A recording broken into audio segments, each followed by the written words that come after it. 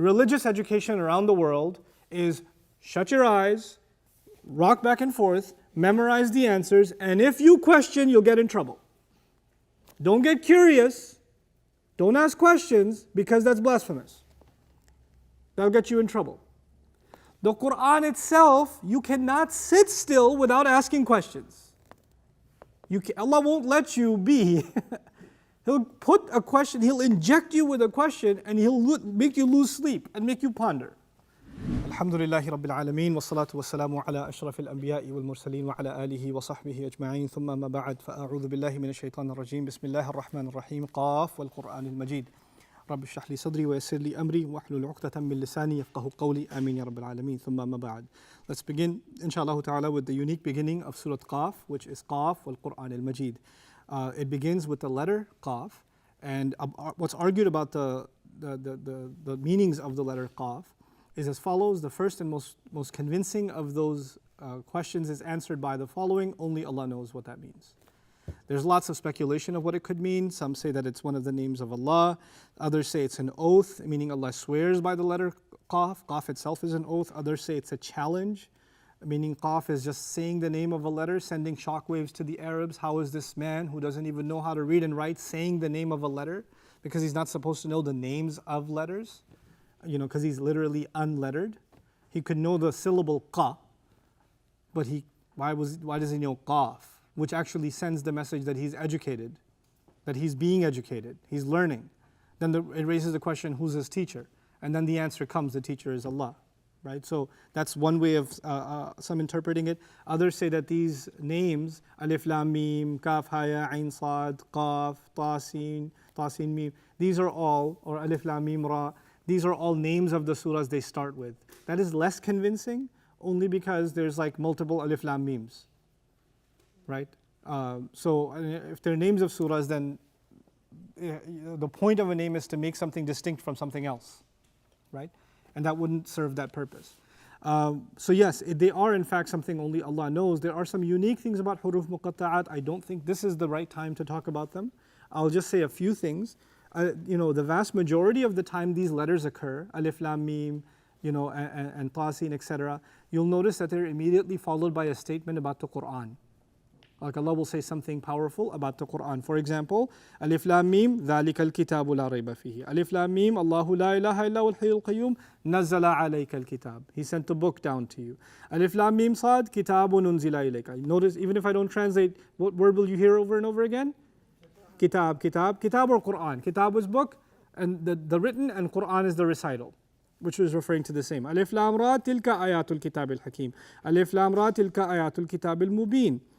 ألف لام را كتاب أنزلناه إليك لتخرج الناس من الظلمات إلى النور طه ما أنزلنا عليك القرآن لتشقى طاسين ميم تلك آيات الكتاب المبين ألف لام ميم تلك آيات الكتاب الحكيم حاميم تنزيل من الرحمن الرحيم كتاب فصلت آياته. Over and over. Or it's going to either be kitab, or it's going to be Quran, or it's going to be tanzil. Okay? Hamim wal kitab al mubin, Hamim tanzil, Hamim wal kitab, over and over again. Okay? Now, there are only 3 surahs that begin with a single letter. Noon, Qaf, and Sad. Noon and Qaf and Sad. Actually, I'm going in reverse order. The first in the order of the Quran is Sad, then there's Qaf, and then there's Noon. Okay? And interestingly enough, when they're one letter, they're actually one ayah. So they're not a separate ayah by themselves, they're merged with what's coming. So Noon wal qalami wa ma yasturun is one ayah. Sad wal Qur'ani dhi dhikr is one ayah. Qaf wal Qur'an al-Majid is one ayah. So they come together. If you compare this to Alif Lam Mim, what happens? Alif Lam Mim is by itself, and then there's an ayah. Okay, so when it's one letter, then it's merged together. When it's 2 letters, for example, Yasin, Taha, those are separated. Yasin, ayah, wal Qur'an al-Hakim, separate ayah. Okay. Now, what's really also pretty interesting is that Sad is wal Qur'ani, I swear by the Qur'an. Followed immediately, Sad, I swear by the Qur'an. Qaf also, I swear by the Qur'an. Noon, I swear by the pen and what they write. And most scholars agree this is the revelation of the Qur'an being documented so that it can be sent down. From the original manuscript that is with Allah, it's copied and then sent down. وَمَا يَسْطُرُونَ. So each of these surahs begin with an oath by the Quran. Each of these surahs end, the surah that we're studying today is going to end with فَذَكِّرْ بِالْقُرْآنِ مَنْ يَخَافُ وَعِيدٍ. Remind with the Quran. Remind. Surah Sad is going to end إِنْ هُوَ إِلَّا ذِكْرٌ لِلْعَالَمِينَ وَلَتَعْلَمُنَّ نَبَأَهُ بَعْدَ حِينٍ. It's only a reminder. Surah Qalam, Noon will end وَمَا هُوَ إِلَّا ذِكْرٌ لِلْعَالَمِينَ. It is nothing but a reminder. Reminder, reminder, remind. They begin the same way, they end the same way. They are dispersed in the Quran. They're in 3 different places. They're different surahs, but they begin the same way and they include similar statements in them. As a matter of fact, even بَلْ عَجِبُوا أَنْ جَاءَهُم مُنذِرٌ مِّنْهُم, a very similar ayah to this occurs in Surah Sad. وَعَجِبُوا أَنْ جَاءَهُم مُنذِرٌ مِّنْهُم. You know, it highlights another dimension of the same problem, which I haven't translated yet. Now I want to get straight beyond the letter Qaf and Qaf and Noon and Sad. I want to get to the oath itself. When Allah says وَالْقُرْآنِ الْمَجِيدِ, I swear by the Quran, and then it's given the attribute Majid. Uniquely in the Quran, the word Majid is used to describe 2 entities. The Quran itself is described as Majid here and elsewhere. بَلْ هُوَ قُرْآنٌ مَجِيدٌ فِي لَوْحٍ مَحْفُوظ, right? And then ذُو الْعَرْشِ الْمَجِيدُ فَعَالٌ لِمَا يُرِيدُ. The Arsh of Allah, the grand throne of Allah, is also called Majid. So the 2 things that are called Majid are the Arsh and the Quran. Right, those are the 2. Okay. Now we're going to dig into the word Majid a little bit later, but first I want to tell you what this oath means. What's the purpose of taking an oath? In most societies, an oath is taken for the purpose of testimony. For the purpose of testimony. I swear to tell the truth, nothing but the truth, most of the truth, so help me God and my lawyer, etc. Right? So the idea of an oath is to take testimony. That's the context in which it occurs. It also is used to convince someone of either what happened or what's going on or what's going to happen. I swear I was sick, that's why I didn't come. I swear they're already here. I swear I'm going to come tomorrow. Whether it's the past, present, or future, in order to convince someone, you take an oath. That's something ancient, and it even happens today. So the first context in our usage, in language across societies, is that of testimony, and the second usage of an oath is to convince. And it's typically used when you convince someone who's not believing what you're saying. Meaning, if you just said, I'm going to be there tomorrow, it just wasn't enough for them. You had to say, I swear to God, I'll be there tomorrow. You had to add that in. Right? So it was as though this was going to add some kind of credibility to what you're saying. And you had to stake your credibility on the claim. Now, in Arabic literature, oaths additionally serve another function. We're not getting to the Quran yet. So the first thing I wanted to share with you is some things about oaths in general. And then the next thing is about oaths in Arab culture in addition. Meaning Arabs also use an oath to convince you. Arabs also use an oath in testimony. But then an additional usage for the Arabs is actually to get your attention. So if you guys were all talking, like right after Jummah prayer, and I was trying to get your attention. Excuse me, could you please pay attention over here? I just have one announcement. Or if I was Arab, Wallahi al-Azim.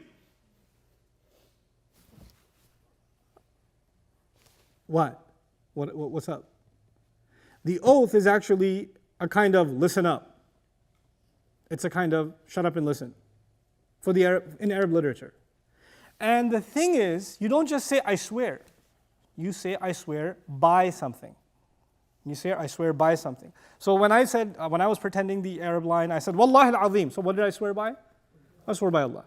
But the Arabs before would say wa sabaha. I swear by the morning that's coming. I swear by the night. I swear by our enemy. Whatever they swore by is actually their way of getting your attention. You know how nowadays on your phones you have different ringtones for different people? Right? So if a certain family member calls you, you hear like alert and skulls show up on the,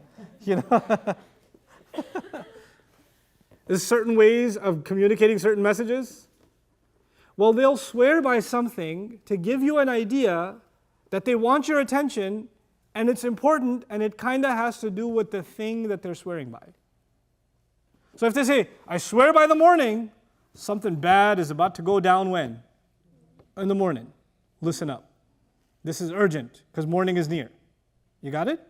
So this was their way of garnering your attention. Sometimes they would do this not just to make you think this is associated with what's coming or what it's related to, but also they'll swear by something that is important to you or that is grand. You know, I swear by the stars. Really? This must be a big deal. What are you going to tell me? You know, so the idea of aggrandizing.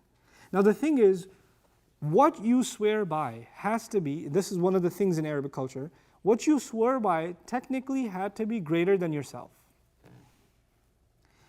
Remember, one of the functions of taking an oath is to convince someone. Because your own self was not credible enough. So you have to call on something that is more credible than yourself. I swear by my mother. Da da da da da. You're saying my mom is much more credible than I am, and you don't have to believe me, but come on, give my mom some credit, and now believe me. You see what I'm saying? So when you swear by something, typically you swear by something greater than who? Yourself. And you do that because your credibility wasn't enough, you're using the object's credibility. That's called in English literature, we'll call it the object of the oath. You use the object of the oath. In Arabic we call it al-muqsamu bihi. The Arabic term is al-muqsam bihi. The English will say the object, the thing you're swearing by. It's used to give you credibility, and that's why, by definition, it has to be something greater than yourself. You can't say, I swear by my janitor. But you might say, I swear by the king. Right? You can't say, I swear by my goat. Because it just says a lot about your credibility that you think the goat has a better chance. You see what I'm saying? So this is important because, Mufassirun, interpreters of the Quran, they said Allah swears by things in the Quran. Allah swears by time, Allah swears by the morning, Allah swears by the night, Allah swears by the day, Allah swears by the sun, the moon. وَالشَّمْسِ وَضُحَاهَا وَالْقَمَرِ إِذَا تَلَاهَا. He swears by the fig and the olive. And they would say, then the Mufassirun would say, well, Allah swearing by the fig means the fig is really important. You may have heard this before. Or Allah is telling you how grand the sun is by swearing by the sun. Or He's telling you how amazing the moon is by swearing by the moon. Other scholars went on to criticize this view. And I agree with that position, the criticism of that view. If Allah wants to tell me something is great, He can tell me something is great. But if you use the convention that when you swear by something, you're trying to say that it's great, that was originally done to establish what? Credibility. So you swear by something greater than yourself. Guys, sorry for the interruption in the middle of this lecture. Just before you continue, I want to let you know and encourage you that I want you to sign up for BayyinaTV.com and help others sign up or even sponsor students for BayyinaTV.com so we can create worldwide communities of students that are studying the meanings and the benefit and the wisdom of the Quran and are, inshallah ta'ala, spreading that in their own circles. Thanks so much. Allah does not swear by something because it's great. Because that would mean He needs it for credibility. He doesn't. He's above that. You get it? So there must be some other function, other purpose for which Allah swears. You understand? The other thing that Hamiduddin Farahi, one of my heroes in Islamic studies and Quranic studies, argued is, so what if it's great? What does that have to do with this surah? The fig is great, the olive is great, the mountain of Sinai is great, the city is great. Human beings were created in the best form. What does the fig and the olive and Mount Sinai being great have to do with how does that change? And by the way, you can make them great. Why don't you take these oaths and put them in Surah Al-Adiyat and put the oaths in Surah Al-Adiyat over here. وَالْعَادِيَاتِ ضَبْحًا. The horses that pant and they go, they're great. فَالْمُورِيَاتِ قَدْحًا. And I swear by them as sparks fly out of them. They're also, as the sparks fly, that's also great. It's like you could put them in any surah, they'll still be great. That's the point of them. There's no point in actually using them in a particular surah if the only purpose is to say they're awesome. There's got to be something more. And this is where the idea, Hamiduddin Farahi's idea goes far, and then there are other people like Bint Shati. I just read recently, I read the article, Sharif, that you sent me, but I also read her own writings on the subject. Basically two things. And I can combine both of them to present that view to you. Hamiduddin Farahi is saying, just like actually Ibn Qayyim kind of alluded to, rahimahullah, that when Allah swears by something, He's making you pay attention to whatever it is that He swore by, because whatever He's going to say after that, He's mentally preparing you for it. He's actually using it as evidence for what He's going to say.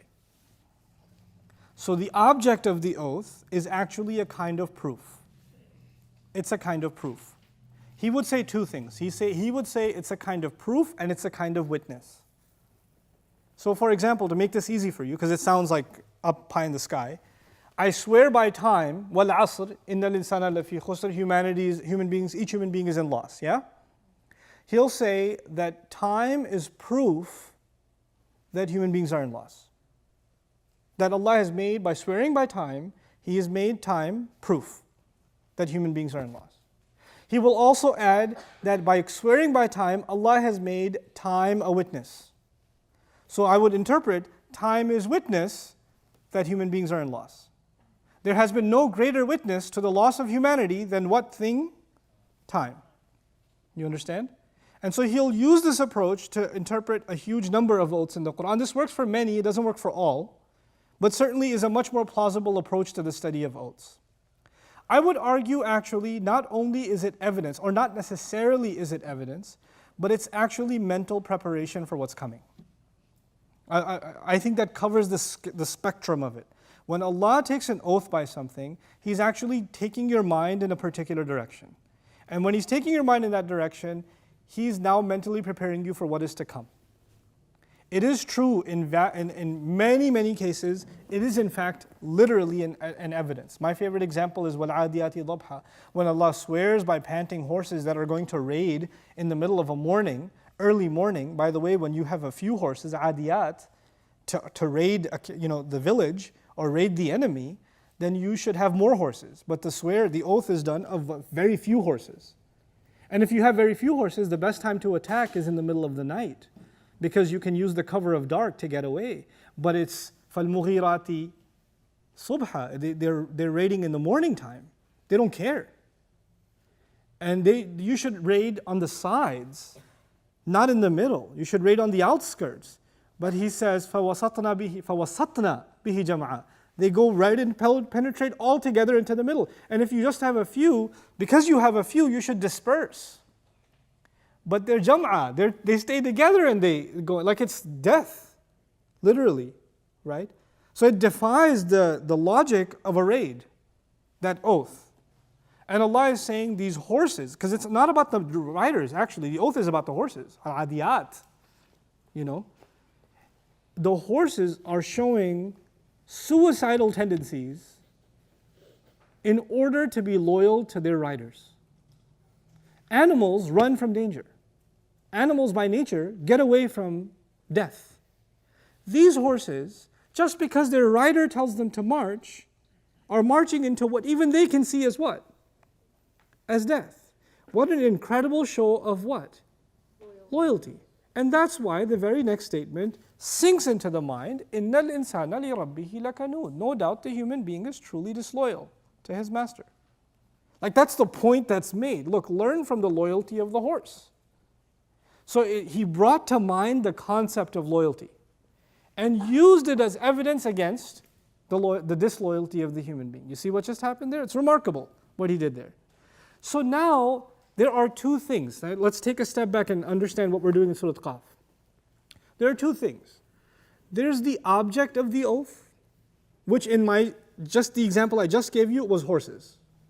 And there's the subject of the oath, which is human beings are disloyal. There's the object and there's the subject. And they're supposed to be related to each other in some unique way. But sometimes, actually multiple times in the Quran, Allah will mention an oath, He'll obviously give it an object, and He won't mention a subject. He just won't mention it. It's almost like saying, I swear to God, okay, see ya. Look, you're like, you just took an oath. You gave me this grand object. Where's the what? Subject. I need a subject. Because the reason you take an oath that is universal is you get somebody's attention because you're going to tell him something. He'll get your attention. Hey, listen here. I swear by this really important thing. And then he won't tell you nothing. He'll just move on. And you're left, what do I do now? That is what happens in Surah Qaf. قاف والقرآن المجيد وأين جواب القسم؟ جواب القسم محذوف. نؤمن بالغيب. We believe in the unseen. I swear by the Quran, full of grace, full of majesty, full of dignity, full of nobility. I'll get to the word Majid still. I swear by that Quran. I call upon that Quran as evidence. That Quran is witness. The majesty of this Quran is witness. The nobility of this Quran is witness. And I'm listening going, witness to what? Witness to what? You swear by this, and what are you going to tell me? Now, if you compare this, the closest comparison to this in the Quran is actually Yasin. وَالْقُرْآنِ الْحَكِيمِ. I swear by the Quran full of wisdom. Okay, I'm going to make you, I'm going to call upon the wisdom of the Quran as proof. Proof of what? إِنَّكَ لَمِنَ الْمُرْسَلِينَ. No doubt you are from those that have been sent. This wisdom is not humanly possible. I make the wisdom of the Quran a proof that you're a messenger. That's what he did in Surah what? Yasin. I was expecting something similar here. I was expecting him to say, oh God, okay, I got it. I was expecting him to say, وَالْقُرْآنِ الْمَجِيدِ إِنَّكَ لَمِنَ الْمُرْسَلِينَ. By the grace, the nobility, and the majesty of the Quran, I swear and I call upon it as evidence, you in fact are a messenger. You certainly are. He didn't say it. The question is, why didn't he say it? By the way, most Mufassirun extrapolate, well, he did it in Yasin, so it must mean the same thing here. That's what most Mufassirun have done. استدلوا بالآية من سورة ياسين. They draw the evidence from Surah Yasin and say, well, by the object of the Quran, he meant that the Prophet is in fact a messenger. He must have meant the same thing here. I don't disagree. My problem though is this is Meccan Quran. And there are always going to be two audiences for Meccan Quran, believers and disbelievers. Madani Quran, you can argue, the primary audience is who? Believers. Ya ayyuha alladhina amanu. But Meccan Quran is Ya ayyuha nas. It's very likely somebody's listening to this Meccan Quran that has never heard Quran before. Or has heard very little of the Quran. Has heard very little of the Quran. And they are also hearing, I am bringing the nobility of the Quran, I'm calling upon the nobility and the grace and the majesty of the Quran as witness to a fact that I shall not mention. What are they supposed to think? Because they don't know Surah Yasin. My point is, a lot of people that are going to be listening to this in Makkah, at the time it's revealed, are not going to say, well, no, I remember Surah Yasin, it was innaka lamina al-mursalin, I can make that connection over here. Mufassirun can do that because they are a believing audience. But what about the original audience? We can't ignore that. We can't ignore that. And if you ignore that, you're ignoring the original logic of the surah. Right? So we have to balance those two things. Sometimes the istidlal from the Quran, bringing to evidence from somewhere else in the Quran, is helpful in us deepening our understanding. But the original understanding has to be, this was communicated without background to people. This was given just straight. And there's no conclusive way of saying Yasin was already revealed and Qaf was revealed later. There's no way to say that. We don't even know, maybe Yasin wasn't even revealed yet. Maybe that answer came later. And the question came first.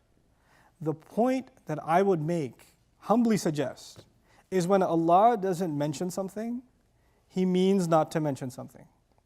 For a teacher, mentioning something has an educational purpose, and not mentioning something has an educational purpose. Assalamu alaikum everyone. There are almost 50,000 students around the world that are interested, on top of the students we have, in studying the Quran and its meanings and being able to learn that and share that with family and friends. And they need sponsorships, which is not very expensive. So if you can help sponsor students on Bayyinah TV, please do so and visit our sponsorship page. I appreciate it so much and pray that Allah gives our mission success and we're able to share the meanings of the Quran and the beauty of it the world over.